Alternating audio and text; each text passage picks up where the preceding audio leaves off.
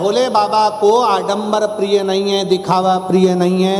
शंकर भगवान को तो केवल सारी समस्या का हल, जरा जम के बोलो, सारी समस्या का हल एक लोटा जल। शंकर भगवान को तो केवल एक लोटे जल से मतलब है, बाकी का कुछ है। और वो भी हो तो ठीक है, नहीं हो तो 3 बार ताली। वो भी ना हो तो मुख से बोल दो हर हर महादेव। इतना भी ना बन सके तो शंकर के शिवलिंग का दर्शन, वो भी ना बन सके तो शंकर के मंदिर के शिखर का दर्शन, वो भी ना बन सके तो कोई शिव पुराण की कथा सुनकर जा रहा हो उसके मुख का दर्शन, और वो भी ना बन सके तो आस्था चैनल पर शिव महापुराण की कथा वो सुनते, अपने जीवन को आनंदित करते।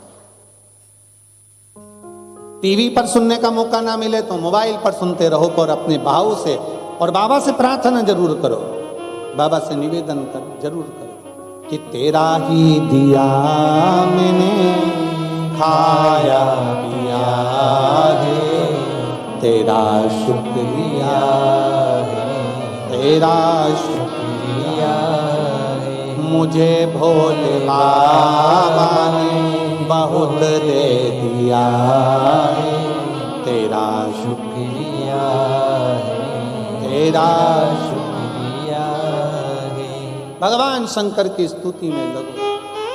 आया तारकासुर के कारण भगवान शंकर का मंगल विवाह। पार्वती जी शिव को प्राप्त करने के लिए शिवलिंग का निर्माण करती है, पार्थिव शिवलिंग। पार्थिव बनाने के लिए आपको कहीं नहीं जाना, कोई आडंबर में नहीं पड़ना, नहीं है आपके पास व्यवस्था, पौधे के पास में जाओ, घर के गमले में जाओ, थोड़ी सी मिट्टी को उठाओ, ऊपर कर जल चढ़ाकर उसी का पूजन कर दो, वही पार्थिव शिवलिंग का पूजन। कहाँ जाना आपने? नहीं है दुबई में व्यवस्था, नहीं जा सकते, नहीं आ सकते, कहीं मंदिर देवालय बहुत दूर होगा, नहीं जा सकते, मंदिर में जल नहीं चढ़ा सकते, तो पार्थिव अपने गमले के मिट्टी का ही पार्थिव बनाओ, पूजन करो, जल चढ़ाओ, बाबा से देना, दिल से बाबा से।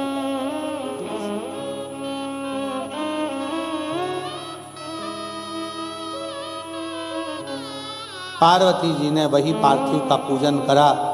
आखिरी में भगवान शंकर, मेरे भगवान शिव पार्वती जी को प्राप्त हो गए। पार्वती जी का मंगल विवाह हुआ, शिव दूल्हा बने, पार्वती दुल्हन। शंकर भगवान दूल्हा बने, पार्वती दुल्हन बनी। शिव जी स्वयं दूल्हा बनकर नंदी पर बैठकर चले। नंदी पर भी बैठे तो मेरे भोलेनाथ सीधे नहीं बैठे, नंदी पर भी उल्टे बैठे। देवताओं ने पूछा, प्रभु आपकी शादी है और नंदी पर सीधे बैठ के चलो, उल्टे क्यों चल रहे हो? शंकर भगवान बोले, हमारा कोई बाप नहीं, हमारा कोई भाई नहीं, बारात कौन देखेगा? आगे से हम देखेंगे, आगे से नंदी देखेगा, पीछे से हम देखेंगे, इसलिए उल्टे बैठे, उल्टे।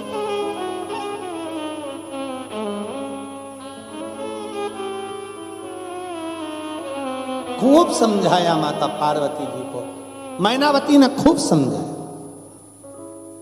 फिर जब पार्वती जी का मंगल विवाह शंकर भगवान के साथ में हो गया, तब गांव की, नगर की, राज्य की बूढ़ी बूढ़ी माताओं को बुलाकर पार्वती को ज्ञान उपदेश दिलवाया। यह है सनातन धर्म, यह है सभ्यता, यह है संस्कृति, यह है संस्कार। पहले के समय में लड़की विदा होती थी तो गांव के, नगर की माताएं उसको आकर समझाती थी कि ससुराल में जाना सास ससुर शंकर पार्वती का स्वरूप है, देवर स्वयं लक्ष्मण का स्वरूप है, देवरानी स्वयं उर्मिला का स्वरूप है, पति राम का, आप सीता का स्वरूप हो, परिवार को लेकर चलना है, सबको जिमाना, फिर भोजन करना है, सबकी सेवा करना, सबके लिए अग्रण्य खड़े रहना। आज के जमाने में कौन सिखाता है? आज के जमाने में तो माँ अपनी अपनी बेटियों से कह देती, जितना बने उतना कर, अपनी बच्चे को ले और कमरे में चली जा। काहे को माता बच्ची करना? बच्चों को सीख देना चाहिए, सबको सामूहिक लेकर चलना बेटा, कोई भेद मत रखना बेटा, 4 देवरानी जेठानी और चारों एक जैसी रहना बेटा। तेरे पति 4 भाई हैं, चारों को एक जैसा गिनना बेटा, सबका सम्मान, सबका आदर, सबका सत्कार करिए।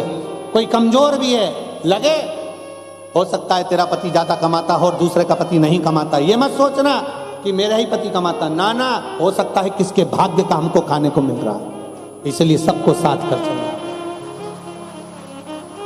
ना जाने किसके भाग्य का मिल रहा है, कौन ने दिया, कब दिया, हम तो उस लायक ही नहीं थे, और परमात्मा ने हमको अगर इतना दिया तो ये मान कर चलना कि ना जाने किसके भाग्य का मिल रहा है।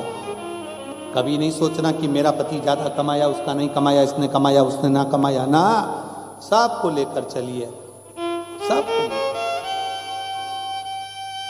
पहले के समय में बेटियों को ज्ञान दिया जाता था, पहले के समय में बेटियों को विदा करते समय रामचरितमानस कन्यादान में दी जाती थी। आज के जमाने में बेटी की विदाई में एप्पल का मोबाइल दिया कि बेटा जब फ्री रहना बैठ जाना।